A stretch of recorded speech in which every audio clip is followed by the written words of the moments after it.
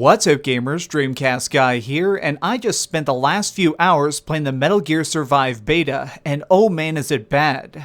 For this video, let's try and set aside our love for Metal Gear and Hideo Kojima, since the spark of creativity that made those unique has been left out. Instead, I want to take a hard look at the gameplay itself and see if this is something worth checking out. In this beta, we get access to 3 missions, all of which are basic tower defense. Essentially, there are these giant portals that open up in the sky and drop out waves of zombies every 3 minutes, and you need to protect this drill to win. Guarding this thing is pretty hard though, since they really flood you with monsters, so in order to hold them back, you're going to be relying heavily on the game's crafting system. Metal Gear Survive is first and foremost all about item management, collecting raw materials in the world, building walls, and making sure your weapons don't break. That's unfortunately all there is to it, and while I think that there are some cool ideas in this game, the general gameplay is awful. Let's dive into a map real quick so I can show you what I mean. So here, me and my team of random online partners are being dropped outside the base that we need to defend. Being out in the wild like this is dangerous since the dust obscures your view, making it easy to get ambushed.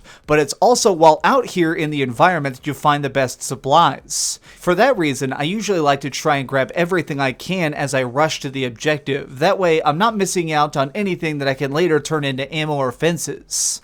Once I arrive, it's time to set up the drill. This begins the mission itself and sets loose the waves of crystal creatures that are clawing for your face. During the opening waves, you'll typically only see the standard shambling undead. Well, I guess I'm just kind of assuming that they're undead. I really don't know anything about the story yet because this beta doesn't even have an opening mission or a tutorial. It's just you being dropped into the world. I will say that as you go along, there are more variations on monsters. Like this one. It's a swollen creature that manages to explode if you actually hit it too much, or these armored troops that are nearly bulletproof. Later on, I even started running into these super strong guys who are able to long jump.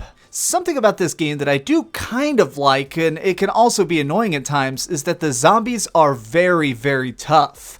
This is not one of those games where zombies are just falling over all over the place. You need to actually bash them several times. Taking even one of these things down is harder than it looks, since they have a surprising amount of health, especially when they're higher level. That means it's a really good idea to stay close to your squad at all times, so you can keep an eye on each other and avoid being overwhelmed. This is really where I think that the walls come the most in handy.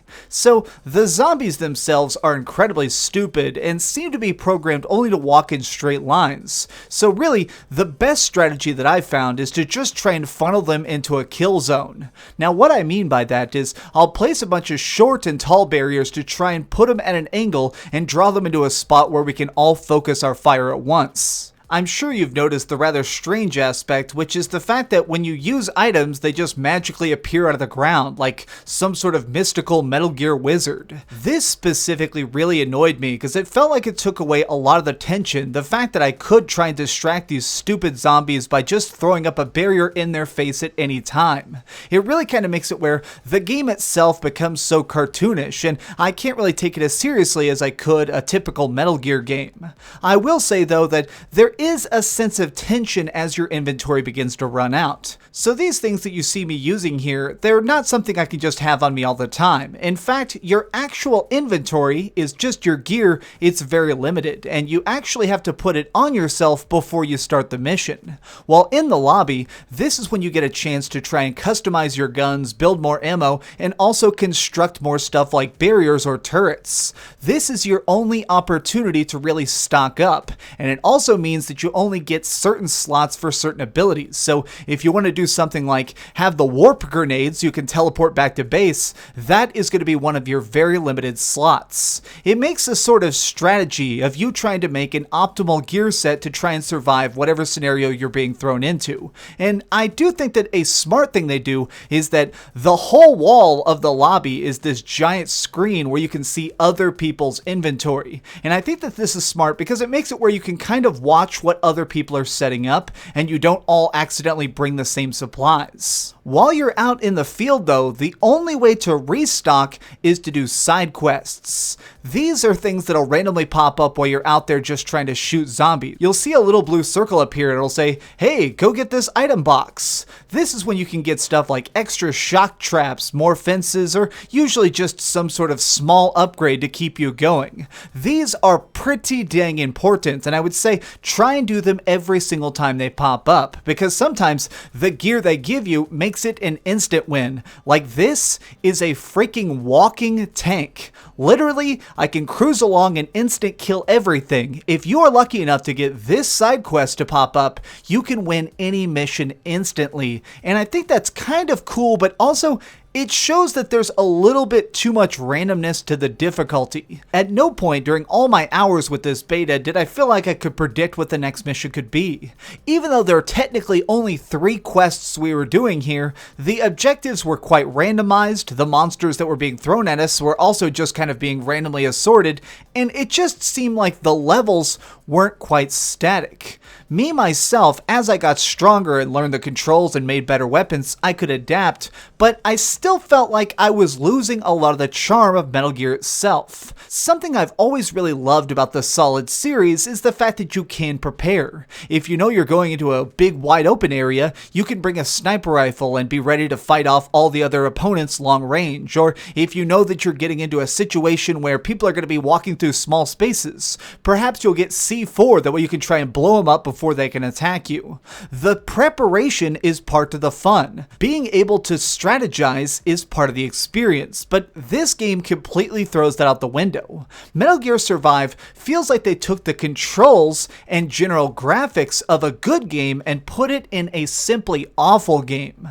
The worst part of all though is definitely the fact that I can already see how loot crates are going to work. Whenever you complete a mission, a bunch of boxes will appear and make it where you can get all sorts of more items and supplies, and sometimes these are really strong.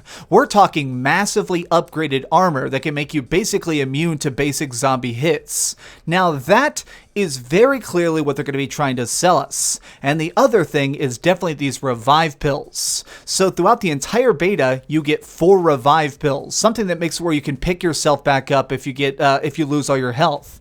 Now, I understand that you want to have a limited resource like that to try and build up the scares, but I can definitely tell that they're going to be putting these in loot crates. This is going to be something that makes it extremely pay to win. People are going to be swiping their credit card and getting really good crafting materials to build the strongest barriers with the most powerful gear, and even if they lose, they'll just revive themselves. This has so much stink to it that it's going to be pay to win as hell, and that's already driving me crazy. The time I spent in Metal Gear Survive was an act of frustration. I wanted to try and like this. I went in with an open mind, and despite that, now I just think that even more, I am mad at Konami for firing Kojima. I realize now that the reason Metal Gear Solid is so fantastic isn't just because of the missions and the cool story, it's actually Kojima himself who guided all the subtle mechanics that make each moment of the gameplay fantastic. This is lacking what made those great, and now we just have a dumb shell of a game with stupid zombies and even dumber random mechanics. Okay gamers, these have been my random off-the-cuff thoughts about the beta, and I will say I'm sorry, that was a little bit angrier than I intended. I'm just still upset that this is even being made. It's ridiculous. I can't believe that we're seeing such a horrible game like this come out with the Metal Gear name on it. But I will hold off my final opinion for when the game comes out. I will be reviewing it on February 20th, and until then, I guess we just have this tiny beta to try out and hopefully not lose our minds playing it. But what did you think about it? Did you try the Metal Gear Survive beta? Let me know your thoughts in the comments down below. If you enjoyed it, tell me how in the world you did. If you liked this video, please press the thumbs up, subscribe if you haven't already, and share it with your friends. But do me the biggest favor of all and keep dreaming. Oh man, I think I'm going to go back and play Metal Gear Solid Peace Walker again just to try and wipe this out of my memory.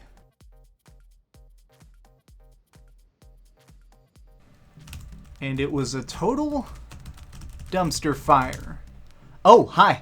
I'm just working on the next video. If you want to see what it is, go ahead and click this button and you can subscribe. Also, if you click these video links, you can see my latest review and my latest top 10. Now I'm just going to sit here for a minute and wait for you to subscribe. Oh, I guess I could put on these giant glasses. I literally found these on a roller coaster.